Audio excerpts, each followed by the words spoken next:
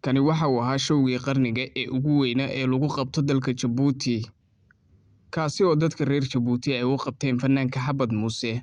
Kanina waxa uu ahaa Dayax-dal Nuursho oo walaalkiis dagaal xooggan uu dhex maray, timo-jarihii Moorlana uu burburiyey walaalkiis Ayuub.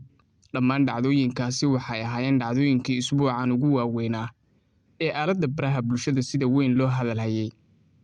Showga ayaynu ku hormaraynaa daawadayaal. Dalka Jabuuti waxaa ka dhacay showgii abid ugu weynaa kaasi oo uu qabsaday fanaanka Xabad Muuse Colaad, kaasi oo baryihii ugu dambeeyay si weyn Geeska Afrika gaar ahaan dalka Jabuuti oo nabadda iyo soo dhoweynta caan ku ah uu ku qabsaday showgii abid ugu weynaa ee fanaan Soomaaliyeed uu ku qabto dalkaasi.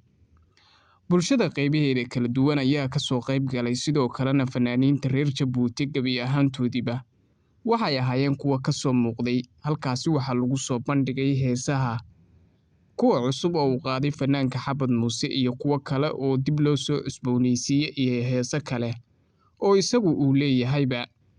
Showgaasi waxa uu ahaa mid si weyn u gilgilay dalka Jabuuti, isla markaana si weyn loo soo agaasimay, waxaana ka muuqatay bilic iyo sidoo kale isku hamuun qabid ay u qabeen dadka reer Jabuuti in fanaanka Xabad Muuse si weyn loogu soo dhoweeyo dalka Jabuuti ama dalkiisa hooyo, kaasi oo si weyn loogu bahdilay magaalada Muqdisho oo show ku qabsaday aan laga soo qayb gelin.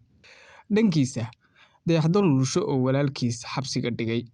Fanaanka Soomaaliyeed ee Dayax-dal Nuursho oo baryihii ugu dambeeyay si weyn dhalinyarada Soomaaliyeed ay ugu bixiyeen inuu yahay mid bulshada aan la qabsan karin, isla markaana dagaal xooggan uu kala dhexeeyo dadka caanka ah, ayaa markan waxaa la tilmaamay in walaalkiis xabsiga u dhigay, taasi oo dhalisay hadalhayn aad u xooggan. Dhalinyaro lagu tilmaamay Team Blog ayaa iyaguna siyaabo kala duwan uga falceliyey fanaankan Dayax-dal Nuursho ay sheegeen inuusan dabeecad lahayn, balse xogaha aan idiin sheegi doona ayaa ah kuwo bulshada Soomaaliyeed ka qarsoon.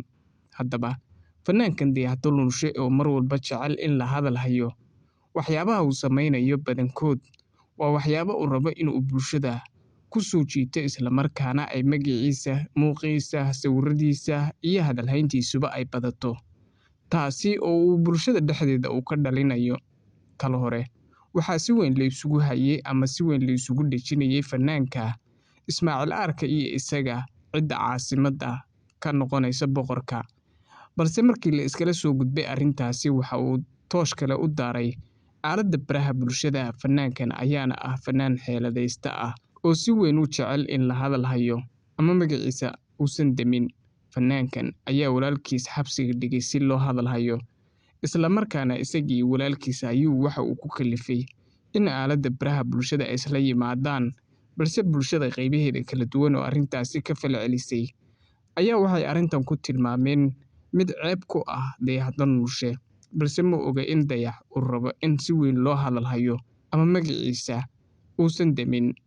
Tani waa ficilada ugu dambeeyay ee fanaaniinta iyo dadka caanka ah ay baryihii ugu dambeeyay ay ku soo bandhigayeen aaladda baraha bulshada, taasi oo ay ugu talagaleen in lagu hadal hayo. Qofku marka uu rabo in la hadal hayo oo uusan rabin in uu baraha bulshada magaciisa uu ka dhex baxo, waxa uu sameeyaa waxyaabo bulshada qaybaheeda kala duwan aad uga xanaajinaya iyo kuwo kale in ay siyaabo kala duwan uga falceliyaan.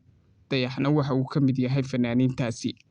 Daawadayaal aad u mahadsantihiin. Haddaad halkan nala soo gaartay waxaan idiin soo badin doonaa xogaha qarsoon. Aad iyo aad baad u mahadsantihiin haddaad halkaasi nala soo gaartay.